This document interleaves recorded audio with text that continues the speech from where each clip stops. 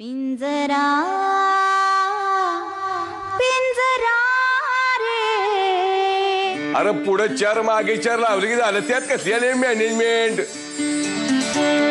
अहो आता लग्नाचं कसले इव्हेंट करताय हो?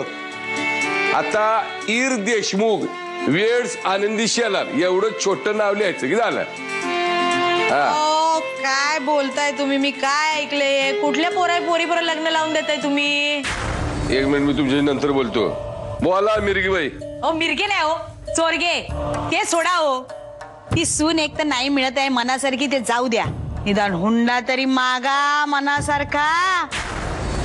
हुंडा लोकरीचा गोंडा जरी मागितला ना तरी आमचा पोरगा आमच्याकडं खाऊ का गिळून नजरेनं बघल. तुम्ही त्याचे बाप आहात की तो तुमचा बाप आहे? इतके दिवस वाटत होतं जगात माझ्यासारखं मीच आहे आणि मी माणूस मोठा नीच आहे, म्हणजे आमचे कान आणि करिअर दोन्ही तृप्त होतील. शेलारवाडा मागा. अगं हे तुमच्याकडे तर बरेच तास आहेत हो तात्या. त्यांना म्हणावं हुंडा देता का लग्न मोडू.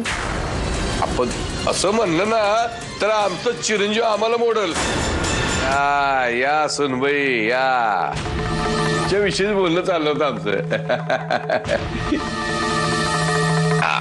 औक्ष म्हणतो घरतुसच आहे, कुठेही बसा. हीच ती तमाशीवाली बरं का. खूप ऐकलं होतं तुझ्याबद्दल. थोडस बोलायचं पण आहे ग. तिला आत घेऊन ये ललिते. सगळे काय डोळे वटारून बघते ग तिच्याकडे? काय ग, तुझा बाप चित्र काढतो ना? नुसतंच चित्र काढत बसतो. म्हणजे पैसा खूप असणार. म्हणजे काय? म्हणजे वाघाचे पंजे. येताना दमड्या घेऊन यायच्या इकडे हुंड्यात. रिकाम्या हाताने यायचं नाही.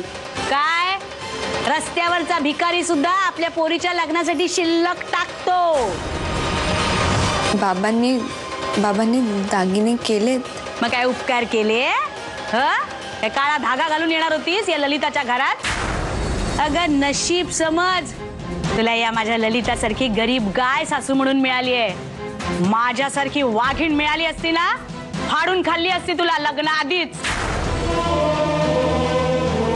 दरवेळी माझ्या डोळ्यातून पाणी आलं की मला भास होतो की तू आलायस माझ्या डोळ्यात पाणी पुसायला.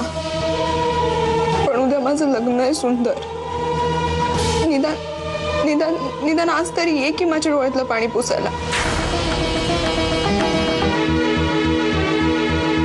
आनंदी लांब हो. आनंदी, हा काय तुमचा तमाशाचा फड नाहीये, शेलारांचा वाडा आहे. तुला जर असं या नाच्याच्या मिठीत पाहिलं ना तर इथे काहीतरी वेगळा अर्थ काढतील. नारायणी, अगं आनंदी, अगं तुझं ठीक आहे, तू लहान आहेस, पण निदान या नाच्याला तरी कळलं पाहिजे ना. माफ करा ताई, पोरगी बऱ्याच दिवसांनी दिसली ना, डोळ्यात ना अश्रू थांबवतच नाही आलो. तुमचं प्रेम जर एवढंच उतू जात असेल ना तर तुम्हाला जे काय करायचं ना तिच्या खोलीत जाऊन करा. जमलं तर प्रसादच्या लग्नाला येते मी. तुला कसलं जमते ग एवढते काय? बरं चला तात्या, येते. ललिते, मजा आली बरं का मला. तात्या ते जरा हुंड्याचं बघा. दणकून हुंडा मागा हो. हुंडा? कसला हुंडा? आता या चिरकुट मुलाला सगळ्या प्रश्नांची उत्तर मी देत बसायचं? पण तात्या आणि ललिता असे अचानक काय येतात? काय कुणास ठाऊक, त्याचा अचानक फोन आला. मी घरी येतोय. आता काय येतोय, कशासाठी येतोय त्याचं त्यालाच ठाऊक. म्हणूनच म्हणतोय नागनाथ आणि गोरखला सांगून ठेव. पण तात्या काहीतरी म्हणाला असेलच ना, कारण असं उगाचच घरी येणार नाही तो. तर लग्नासंदर्भातच त्याला काही बोलायचं होतं, असं त्याचा रोख तरी होता. त्याला आपल्याकडे काही मागायचं तर नसेल ना? नाही, अगदी हुंडा असा शब्द वापरणार नाही, पण काहीतरी अपेक्षा असू शकते ना त्याला आपल्याकडं. मी असं कोणावर थेट संशय नाही घेऊ शकत सरस्वती. मला तुमचा स्वभाव माहिती आहे. मला वाटतं हा विषय आपण आता इथेच थांबवूया. ठीक आहे, मग आजच्या भेटीचं मी नागनाथच्या कानावर घालते.